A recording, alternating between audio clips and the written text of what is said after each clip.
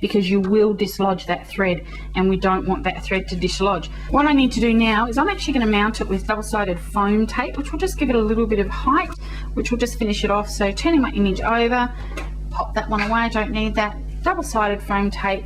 It is not necessary, no matter what anyone tells you, it is not necessary to cover your entire surface with foam tape. I used to do that and it was just so expensive and such a waste to do. And with your foam tape, you don't need to go and buy expensive dots and things like that. They're great, they're really simple to use, they're convenient because it's pre-cut for you, but it really isn't necessary. If you're really finding that the dollars are a bit tight, then go down to your cheap shop and your dollar shop and you'll find tape there, which is where I've got this tape from.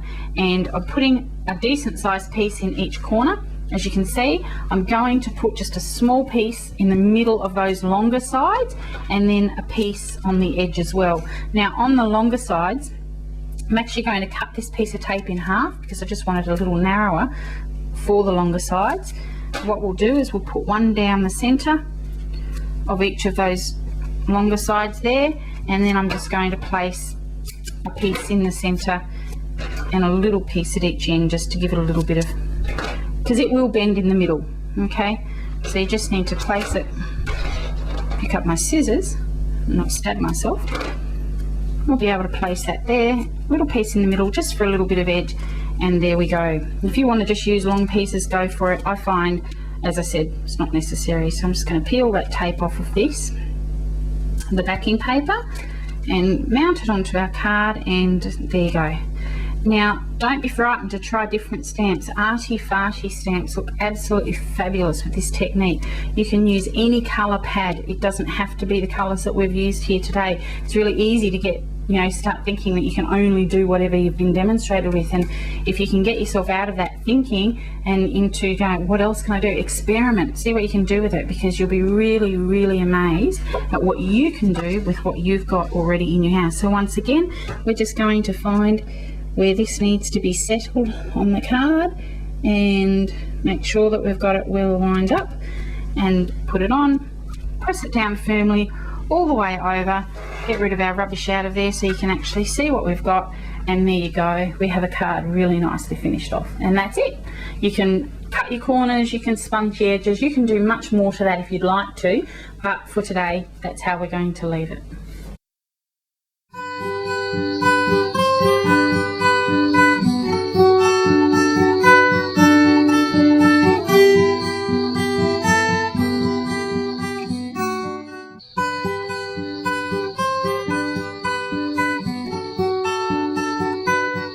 Give you a little bit of an idea of what else we're going to be covering in the stamping tutorials, and this is by no means all of what we're going to cover, but it will certainly give you a little bit of a taste and a teaser for what's coming up ahead. This is a box card, very, very simple. All it requires is the right dimensions and things, and it started off with almost a piece of A4 or 7.5 by 11 paper. So when you as you can see, it just folds flat like that. We'll finish it off, and these are not completely finished off, so I'm just giving you a little bit of hint. We would actually stamp a card and put it in the center there, and the message would be in the bottom of the card, and we would finish that off. So that's what we call a box card. Then there's just a simple oriental type of card where we're just using a little bit of origami folding and a little bit of stamping and finishing off the card very simply like that. This one uses a little bit of embossing, where you can see in the background we've embossed it with an embossing tool, and then simply layered an image. We've coloured an image and put it over the top of that one. This one again uses just a different kind of layering. Just a different kind of layer. This uses a different kind of layering. We've got a little bit of embossing in the background, and then we've layered just with some colours just to highlight the image that we've put on the top of it. Looks fantastic. This one is my favourite. This is my all-time favourite. I have not seen this anywhere else, and it's very possible that it is out there, but this was actually a template that I took from something that was sent to me by a corporate company, and so I made a template from this, and this is the very first one I made, and I've kept it for posterity. When you pull it out of the envelope, it literally pops into a cube. And so it's something that's just beautiful to send to someone, and they can pop it on their desk, and they've got a verse that they can look at on 4 sides, and they can just keep turning it over. So that's another one of the ones that we'll be doing, and as I said, that's my all-time favorite card, and something that's very, very unique to our own little business here. This one here is just a simple explosion card, a little bit of simple stamping over the top. When you open it up, it explodes. And so again, that's another one. Now, all these are not unique designs. These are not copyrighted. Everything that you can do in stamping is out there for everybody to have and enjoy. It's the presentation and the teaching of it that becomes copyrighted. So the way I'm teaching is my copyright and passing it on to you. Again, another very simple card, just to cut and adding the actual embellishments to finish off the card. This one here, this is what we call a cascade card or a waterfall card, and just holding it in the right place so you can see it, and it gently just pulls down like this. And again, it will be another one that I actually found quite difficult to follow the instructions for the very first time I made it, because I was a new stamper. So having somebody that can actually sit there and work you through it sometimes is a really good thing to have happen, because they are quite difficult. This one again is just the fold of the card, folds in like this.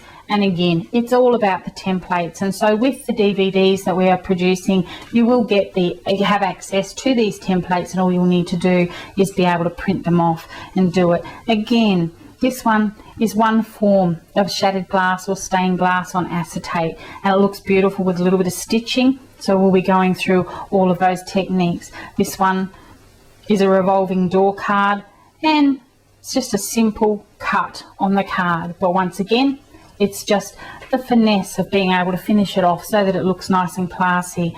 Again, this is pin pricking. Okay, this is a card piercing. Yeah. Card piercing with a little bit of stitching. I don't do a lot of stitching because I find it really tedious, but it can really add, just the tiniest little bit can really add to a card, give it an awesome finish. So we'll be doing a little bit of that.